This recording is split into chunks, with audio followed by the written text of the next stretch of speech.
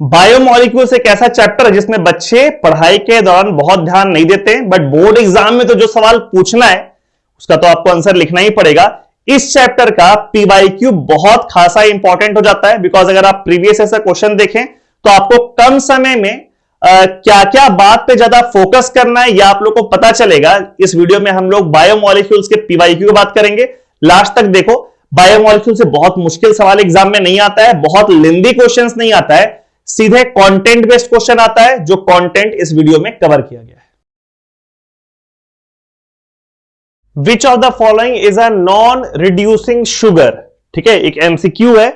सबसे पहले तो यह समझो कि ये नॉन रिड्यूसिंग शुगर कहते किसको है। देखिए, ये जो टर्म है नॉन रिड्यूसिंग शुगर, मतलब एक ऐसा कार्बोहाइड्रेट जो टॉलेंस रिएजेंट को रिड्यूस नहीं करता है। टॉलेंस रिएजेंट का मतलब होता है ये AgNH3 होल ट्वाइस प्लस, इसको अगर कोई भी कार्बोहाइड्रेट रिड्यूस करके Ag में कन्वर्ट कर देता है, जो कि सिल्वर मिरर फॉर्म करता है, सिल्वर मिरर, तो उसको हम लोग कहते हैं कि वो एक रिड्यूसिंग शुगर है। ठीक है, तो ये डिफिनेशन भी ध्यान रखना, कहीं पूछ सकता है कि एक नॉन रिड्यूसिंग शुगर और रिड्यूसिंग शुगर में क्या डिफरेंस होता है। तो डिफरेंस आप लोग ध्यान रखना कि कोई भी एक कार्बोहाइड्रेट जो टॉलेंस रिएजेंट को रिड्यूस कर पाए और सिल्वर मिरर टेस्ट दे पाए, उसको हम लोग कहते हैं रिड्यूसिंग शुगर। और कोई भी कार्बोहाइड्रेट जो टॉलेंस रिएजेंट को रिड्यूस नहीं कर पाए, यानी कि वो सिल्वर मिरर टेस्ट नहीं दे पाएगा, उसको हम लोग कहते हैं नॉन रिड्यूसिंग शुगर। ठीक है, अब यहां पे कुछ ऑप्शंस दिया हुआ है, आपसे पूछा नॉन रिड्यूसिंग शुगर क्या होता है, कौन सा होता है। तो जब भी ये नाम सामने आए नॉन रिड्यूसिंग शुगर, ठीक है, तो हमेशा ध्यान रखना और याद कर लो इसको कि सुक्रोज जो है वो एक नॉन रिड्यूसिंग शुगर है। तो इसका सही आंसर हो जाएगा सुक्रोज। बाकी माल्टोज, ग्लूकोज, लैक्टोज सबका सब रिड्यूसिंग शुगर है। अब यहां पे भी हम थोड़ा प्रॉपर्ली इसको एक्सप्लेन कर देते हैं, ध्यान देना। सुक्रोज जो होता है, सुक्रोज, इसमें कोई भी हेमी एसिटल लिंकेज नहीं होता है। No hemiacetal linkage, hemiacetal linkage. ठीक है, इसी वजह से ये एक नॉन रिड्यूसिंग शुगर है, बिकॉज रिड्यूसिंग शुगर उसको बोलेंगे जहां पे हेमी एसिटल लिंकेज होगा। हेमी एसिटल लिंकेज का मतलब एक कार्बन पे OH ग्रुप होगा और उसी कार्बन पे एक OR यानी ईथर का ग्रुप होगा। ये दोनों कुछ और भी ग्रुप रह सकता है इसमें। ठीक है, तो same carbon if it is involve in hydroxyl group and ether group, तो इसको हम लोग कहते हैं हेमी एसिटल लिंकेज। अगर हेमी एसिटल लिंकेज है किसी में तो वो रिड्यूसिंग शुगर के ऐसा काम करेगा। सुक्रोज में ऐसा कोई लिंकेज नहीं होता है, तो इसलिए ये काम करता है एज नॉन रिड्यूसिंग शुगर।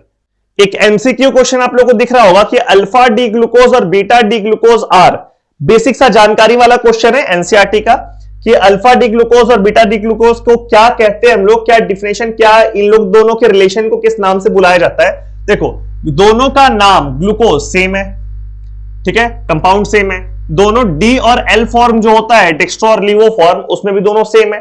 सिर्फ डिफरेंस है अल्फा फॉर्म और बीटा फॉर्म में। ये क्या अंतर होता है अल्फा फॉर्म बीटा फॉर्म में? तो क्या होता है ना बाबू, जब आप ग्लूकोज जो उसका एक नॉर्मल सा स्ट्रक्चर होता है, जैसे ग्लूकोज का एक नॉर्मल स्ट्रक्चर याद कर लो पहले तो, कि एक लंबा सा लाइन खींचे और उसमें 4 हॉरिजॉन्टल लाइन खींच दो, ये हो गया।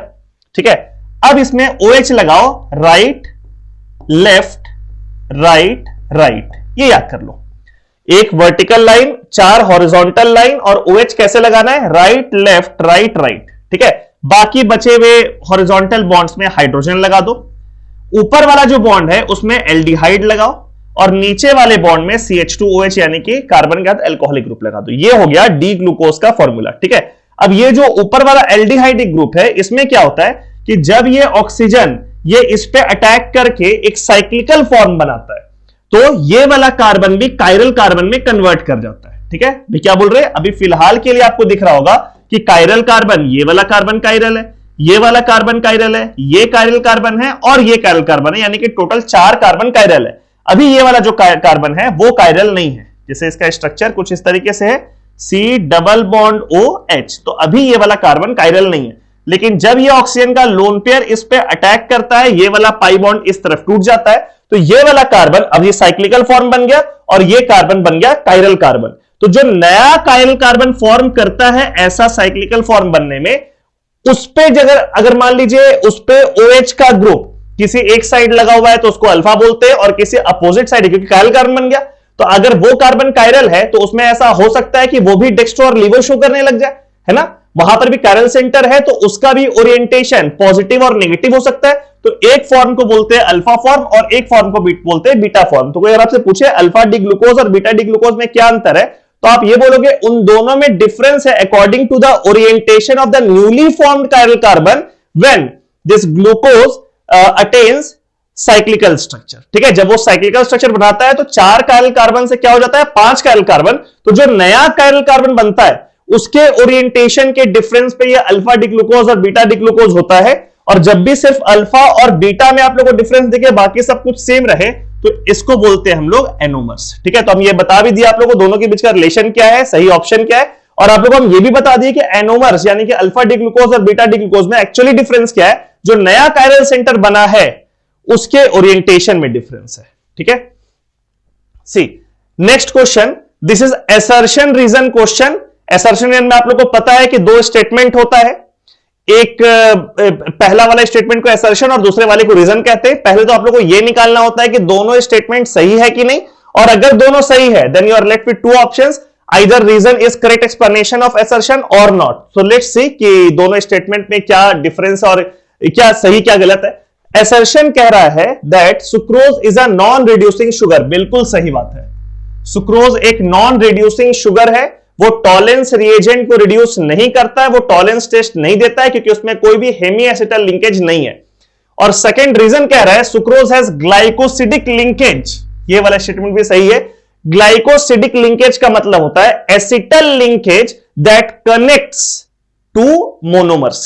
ठीक है, जैसे यहां पे ग्लाइकोसिडिक किसको बोलेंगे, जैसे सुक्रोज बनता है ग्लूकोज और फ्रुक्टोज से, तो ग्लूकोज और फ्रुक्टोज जब कंबाइन करता है तो जो नया कनेक्शन होता है वो लिंकेज कैसा है, तो वो लिंकेज का नाम है glycosidic linkage in case of sucrose, और वो एसिटल लिंकेज होता है। एसिटल किसको कहते हैं, जैसे किसी भी कार्बन पे अगर 2 ईथर का ग्रुप लगा रहे OR OR, तो इसको हम लोग कहते हैं एसिटल लिंकेज, एसिटल। ठीक है, और हेमी एसिटल बोलते हैं जब एक कार्बन पे OH रहे और एक कार्बन पे OR रहे, इस तरह के लिंकेज को हम लोग कहते हैं हेमी एसिटल। तो अगर किसी भी कार्बोहाइड्रेट में हेमी एसिटल लिंकेज होगा तो वो हो जाएगा रिड्यूसिंग शुगर, वो टॉलेंस रिएजेंट को रिड्यूस करेगा। लेकिन अगर उसमें कोई भी हेमी एसिटल लिंकेज नहीं होगा, एसिटल लिंकेज उसमें अगर प्रेजेंट है, तो वो फिर रिड्यूसिंग शुगर नहीं होगा। और जब आप ग्लूकोज और फ्रुक्टोज को कंबाइन करते हैं तो इसी एसिटल लिंकेज के थ्रू कंबाइन करते हैं, जिसको हम लोग कहते हैं ग्लाइकोसिडिक लिंकेज, और इसी वजह से वो नॉन रिड्यूसिंग शुगर है। सो पहला तो असर्शन सही है, रीजन भी सही है, और इसका सही आंसर ए होगा, बिकॉज वो जो रीजन है वो असर्शन का करेक्ट एक्सप्लेनेशन भी है। ठीक है, आप लोग ऐसे देख सकते हैं, इस पूरे लाइन को इस तरीके से बना के सोचो, sucrose is a non reducing sugar because sucrose has glycosidic linkage. तो ये लाइन पूरा कंप्लीट हो रहा है कि बिल्कुल सही रीजन है उसका। इसका आंसर हो जाएगा A, that both are correct and reason is correct explanation of assertion. ठीक है, next is what is the basic structural difference between glucose and fructose. तो आई गेस ये वाला क्वेश्चन अगर मान लो 2-3 नंबर का आया, प्रॉपरली स्ट्रक्चर बनाओ ना। ग्लूकोज का फोटो बनाने के लिए आप लोगों को थोड़ा देर पहले हम बताए हैं कि क्या करना है। एक वर्टिकल लाइन, 4 हॉरिजॉन्टल लाइन खींचे और OH को लगाए राइट लेफ्ट राइट राइट, और बाकी हॉरिजॉन्टल बॉन्ड्स में हाइड्रोजन लगाए। ऊपर वाले बॉन्ड में एल्डिहाइडिक ग्रुप रहेगा और ये नीचे वाले पे CH2OH। This is the structure of D glucose. ये है डी ग्लूकोज। आप बोलेंगे सर डी और एल कैसे डिफाइन हो रहा है, तो ये जो कायरल सेंटर है 1 2 3 4, इसमें जो आखिरी वाला कायरल सेंटर है उसमें अगर OH राइट साइड हुआ तो वो डी फॉर्म, अगर वो राइट साइड के बजाय लेफ्ट साइड हो गया तो एल फॉर्म। ठीक है, ये डी ग्लूकोज हो गया। अब फ्रुक्टोज के स्ट्रक्चर में सिर्फ क्या डिफरेंस है, तो आप ध्यान देना, ये जो पार्ट है ना नीचे वाला, ये वाला पार्ट, ये फ्रुक्टोज में बिल्कुल सेम रहता है। सिर्फ यही ऊपर वाले कार्बन और ये वाले दोनों कार्बन में डिफरेंस है कि ये वाले केस में यहां पे एल्डिहाइड है और फ्रुक्टोज में इस कार्बन पे कीटोन हो जाएगा और यहां पे अल्कोहल हो जाएगा। कैसा फोटो बनेगा देखिए, ऐसे है। इस बार फ्रुक्टोज में हम ये 3 लाइन बना करके एग्जैक्टली रिप्लिकेट कर देते हैं इन तीनों को, H OH OH, और इस जगह पर OH H H, और यहां पर CH2OH। यहां पर कोई डिफरेंस नहीं, ये वाला पार्ट बिल्कुल सेम है। यहां पर क्या होने वाला है, ये जो बीच वाला कार्बन है इस पे डबल बॉन्ड O आ जाएगा, मतलब इसमें फंक्शनल ग्रुप है कीटोन, इसमें है एल्डिहाइड, उसमें है कीटोन, और ये ऊपर वाला जो कार्बन है वो बन जाएगा CH2OH। ठीक है, so this is structure of D fructose. D fructose क्या करना है, नीचे वाला पार्ट बिल्कुल सेम, और ये एल्डिहाइड कीटोन में कन्वर्ट कर गया, ये कार्बन में चला गया, एल्कोहलिक ग्रुप ऊपर चला गया, ये बन गया। ठीक है, दोनों का फोटो बना दो एग्जाम में। अब डिफरेंस बताओ कि इसमें प्रिंसिपल फंक्शनल ग्रुप एल्डिहाइड है, इसमें प्रिंसिपल फंक्शनल ग्रुप कीटोन है। कीटोन है, ठीक है, तो ये डिफरेंस एक हो गया। दूसरा डिफरेंस, ये पहले वाले केस में आपको ध्यान दे दो, यहां पे 4 कायरल सेंटर है, ये भी कार्बन कायरल है, ये भी कार्बन कायरल है, ये भी कार्बन कायरल है, और ये भी कार्बन कायरल है, 4 कायरल कार्बन है। जबकि इस केस में सिर्फ 3 कार्बन कायरल है, ये वाला कार्बन कायरल है, ये कायरल है, और ये वाला कायरल है। So in case of D glucose there are 4 chiral centres, in case of D fructose there are 3 chiral centers. These are structural difference between glucose and fructose. Which one of the following is a disaccharide? Disaccharide का मतलब होता है कि 2 basic unit जिसको कि monosaccharide बोलते हैं उसके जुड़ने से बनता है। जैसे मोनोसैकेराइड्स का एग्जांपल क्या होता है, ग्लूकोज हो गया, फ्रुक्टोज, गैलेक्टोज, ठीक है, एलोज, टेलोज, ऐसा बहुत सारा कंपाउंड है जो सबका सब क्या है, मोनोसैकेराइड्स है। जब वो 2 जुड़ता है तो बनता है डाइसैकेराइड्स, और जब खूब सारा जुड़ जाता है तो बनता है पॉलीसैकेराइड्स। ठीक है, यहां पर हम कुछ एग्जांपल्स लिख देते हैं। जैसे जो मोनोसैकेराइड्स होता है उसमें बेसिक एग्जांपल है, ग्लूकोज मोनोसैकेराइड है, फ्रुक्टोज मोनोसैकेराइड है, ठीक है, देन गैलेक्टोज, मैनोज, ये सारा एग्जांपल है मोनोसैकेराइड्स का। ठीक है, डाइसैकेराइड्स का बात करें तो 3 फेमस डाइसैकेराइड्स हम लोग को पढ़ना है, सुक्रोज, माल्टोज एंड लैक्टोज। ये 3 हम लोग के सिलेबस में है इंपॉर्टेंट डाइसैकेराइड्स। पॉलीसैकेराइड्स की अगर बात करें, starch is a polysaccharide, cellulose is a polysaccharide. ठीक है, ये सब एग्जांपल्स याद रखो। तो कह रहा है 4 एग्जांपल देकर के इसमें से डाइसैकेराइड कौन है, आप लोग क्लियरली दिख रहा होगा, स्टार्च जो है वो पॉलीसैकेराइड है, फ्रुक्टोज ग्लूकोज जो है वो मोनोसैकेराइड है। So we are left with maltose, this maltose is a disaccharide. ठीक है, define the following term invert sugar. See, sucrose का फॉर्मूला होता है C12H22O11, this is the formula of sucrose. जब इसको आप हाइड्रोलाइज करते हैं, मतलब H2O से रिएक्ट करते हैं in presence of H+, you form glucose and fructose. ठीक है, दोनों का फॉर्मूला सेम होता है, C6H12O6 प्लस C6H12O6, बिकॉज दोनों आइसोमर है, but one is glucose and one is fructose. ठीक है, अब इसका अगर हम ऑप्टिकल बात करें, ये सुक्रोज है,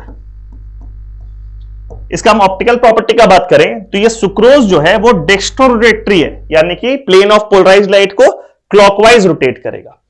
ये जो ग्लूकोज है ये भी डेक्स्ट्रोरोटेटरी है प्लस बीटा डिग्री, बट वो जो फ्रुक्टोज है वो लीवो रोटेटरी है माइनस गामा डिग्री। और एक यहां पे फैक्ट आप लोग को बता दे, mod of beta is less than mod of gamma. मतलब क्या है इसका, ये समझो। इस चीज का मतलब ये है कि शुरुआत में जब आपके पास सिर्फ सुक्रोज था तो आपका सॉल्यूशन डेक्स्ट्रोरोटेटरी था, लेकिन जब हाइड्रोलिसिस कंप्लीट हो गया, पूरा कंप्लीट, यानी कि सुक्रोज बिल्कुल खत्म हो गया पूरा, तो वैसे केस में सिर्फ आपके मिक्सचर में क्या क्या बचा, ग्लूकोज और फ्रुक्टोज, और इन दोनों का स्टोइकियोमेट्रिक कोएफिशिएंट 1 और 1 है, यानी कि दोनों इक्विमोलर अमाउंट में बचा।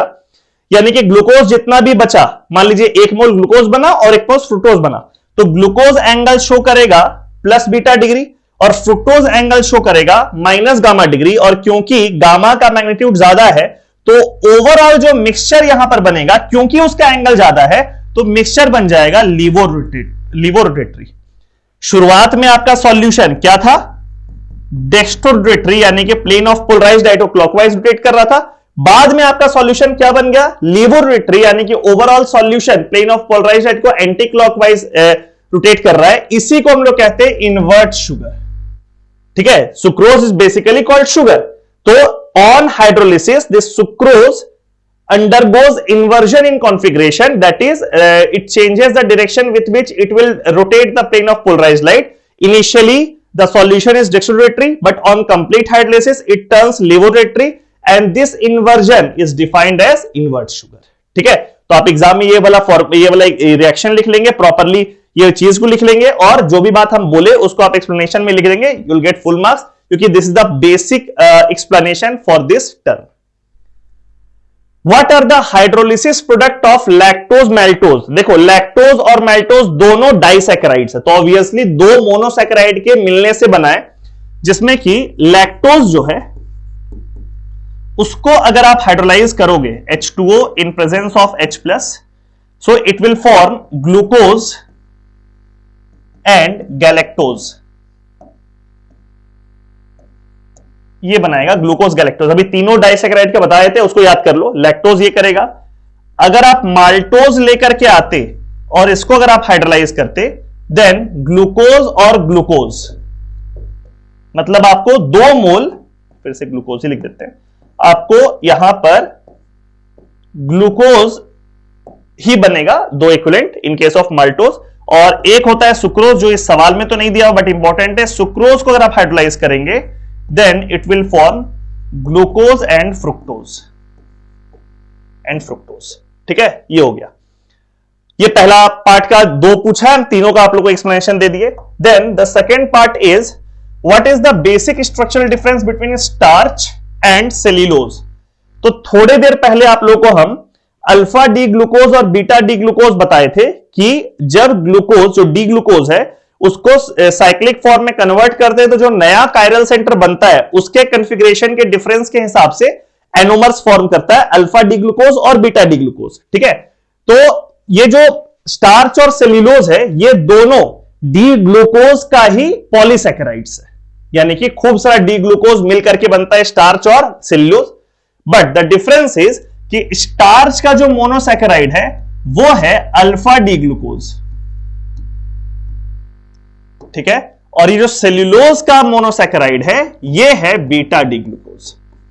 आप समझ रहे हैं, ये दोनों ग्लूकोज का पॉलीसैकेराइड्स है, इनफैक्ट दोनों डी ग्लूकोज का पॉलीसैकेराइड है, but the only difference they are having is starch is polysaccharide of alpha D glucose and cellulose is polysaccharide of beta D glucose, where alpha D glucose and beta D glucose are called anomers. Write the reaction of glucose with, 3 reaction reagent लिखा हुआ है जिसमें glucose को आपको react करना है। Basically समय बचाने के लिए हम यहां पे स्ट्रक्चर को फॉर्म कर दिए।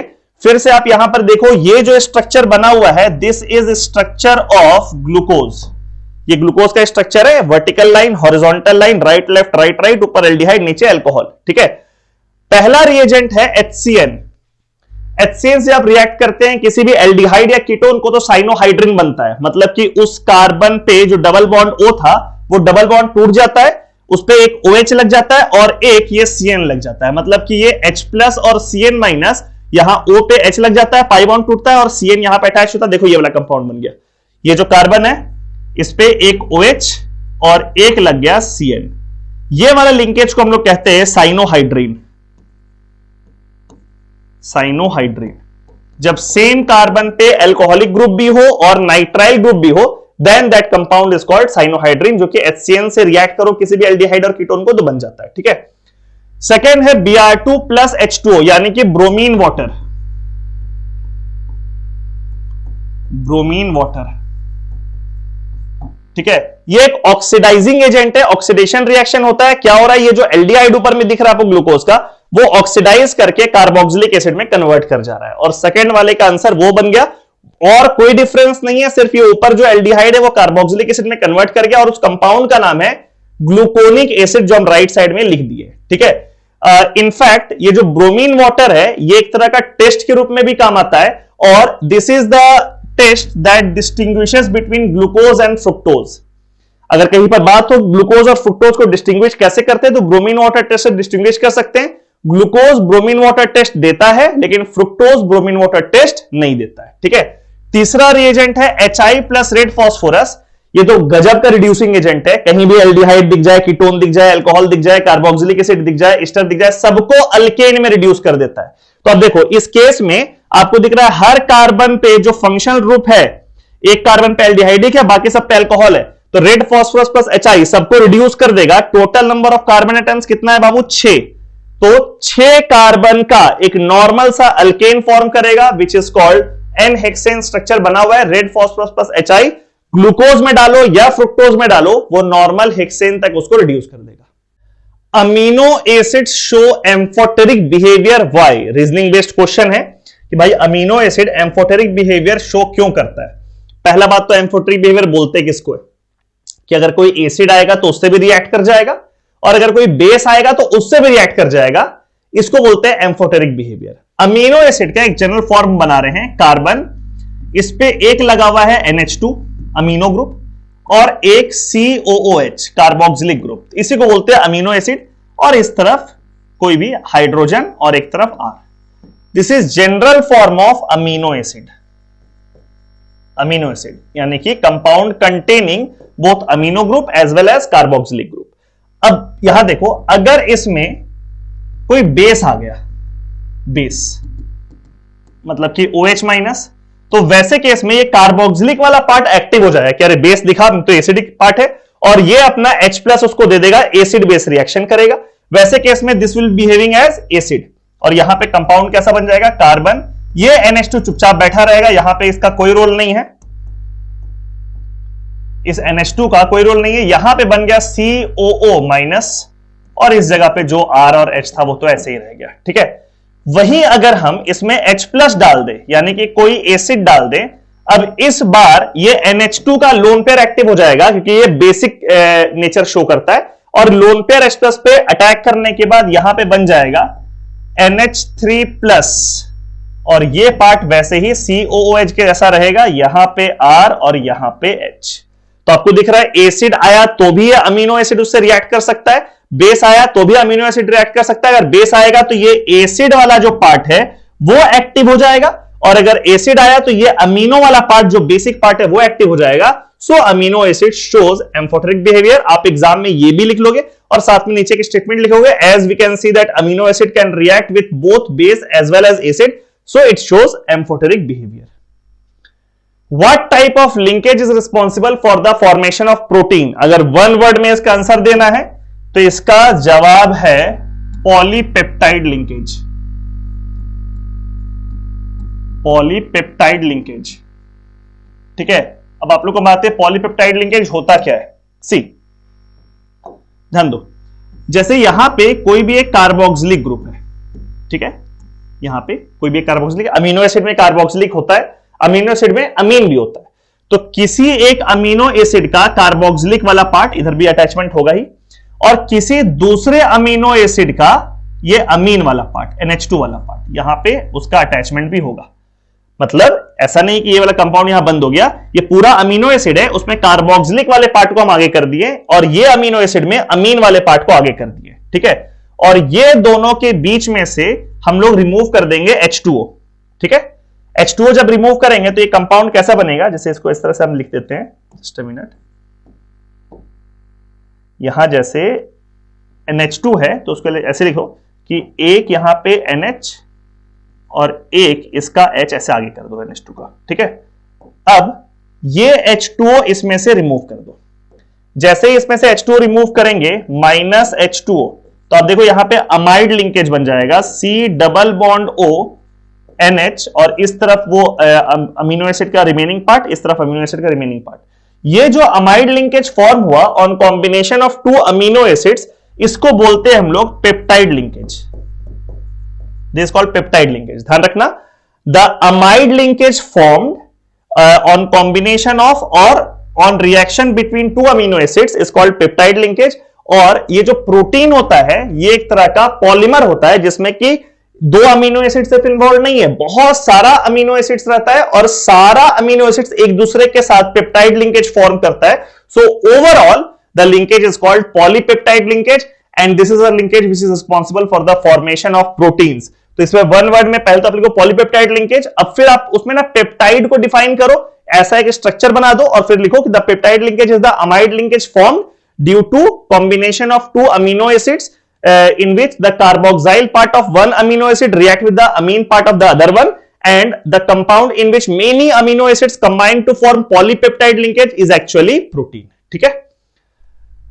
Which of the following statements is correct about sucrose? See, sucrose जो है, sucrose ये है एक नॉन रिड्यूसिंग शुगर, मतलब कि ये टॉलेंस रिएजेंट हो गया, फिलिंग्स रिएजेंट हो गया, किसी को भी रिड्यूस नहीं कर पाता है क्योंकि इसमें हेमी एसिटल लिंकेज नहीं होता है, इसमें एसिटल लिंकेज होता है। ठीक है, तो ये नॉन रिड्यूसिंग शुगर है। तो इसमें कह रहा है कौन सा स्टेटमेंट सही है। जैसे पहला स्टेटमेंट है it can reduce Tollens reagent however can not reduce Fehling's reagent, तो गलत हो गया ना सीधे। कह रहा है टॉलेंस रिएजेंट को रिड्यूस कर सकता है, जबकि गलत बात है, बिल्कुल रिड्यूस नहीं कर सकता है।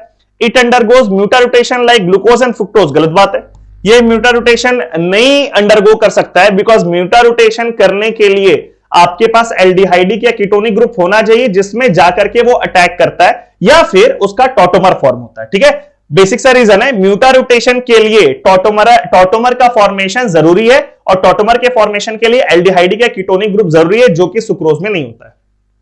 तीसरा, it undergoes inversion in the configuration of हेडलिस्ट, बिल्कुल सही बात, ये तीसरा वाला ऑप्शन सही है, उसको भी हम एक्सप्लेन करेंगे। और चौथा, it is levorotated nature, factual बात है, बिल्कुल गलत बात है। Actually inversion in the configuration of हेडलिस्ट क्या होता है, that this sucrose is dextrorotatory in nature. क्या नेचर होता है इसका, डेक्स्ट्रोरेटरी, ये plane of polarised item clockwise rotate करता है। लेकिन जब ये हाइड्रोलाइज करता है और फॉर्म करता है ग्लूकोज और फ्रुक्टोज में, तो overall mixture after hydrolyse is complete, then the equimolar amount of glucose and fructose is levorotatory in nature। तो क्या हुआ, हाइड्रोलाइसिस के पहले जब सिर्फ सुक्रोज था तो आपका सॉल्यूशन था डेक्स्ट्रोरेटरी, और हाइड्रोलाइसिस के बाद जो सॉल्यूशन बना वो बना लिवोरेटरी। तो इसीलिए it undergoes inversion in the configuration on hydrolysis, this is the reason why it is called inversion of cane sugar, inversion of sugar, इसको इस प्रोसेस को बोलते हैं। और ऑब्वियसली वो डेक्स्ट्रोरेटरी भी बताया आप लोग को, तो levorotatory nature is incorrect, so the correct option is option C. Disaccharides that are reducing in nature, काफी बार बात हो चुका है कि सुक्रोज आप कहीं पर भी देखो वो नॉन रिड्यूसिंग नेचर का होता है, बिकॉज उसके पास कोई हेमी एसिटल लिंकेज नहीं है, सिर्फ एसिटल लिंकेज है। तो जहां भी ऑप्शन में आपको सुक्रोज दिख जाए वो नॉन रिड्यूसिंग हो जाएगा। तो देखिए यहां पे आपको सुक्रोज दिख गया, यहां पे आपको सुक्रोज दिख गया, यहां भी सुक्रोज दिख गया, तो ये तीनों ऑप्शन गलत हो गया। आप इन तीनों को एलिमिनेट करेंगे, so the correct option is option C, जिसमें सुक्रोज नहीं है। लैक्टोज और माल्टोज दोनों रिड्यूसिंग है, सिर्फ सुक्रोज कहीं पर दिखे तो ध्यान रखना नॉन रिड्यूसिंग, अदरवाइज बाकी सब रिड्यूसिंग शुगर होता है। ठीक है, account for the following, there are 5 OH groups in glucose and second is glucose is reducing sugar.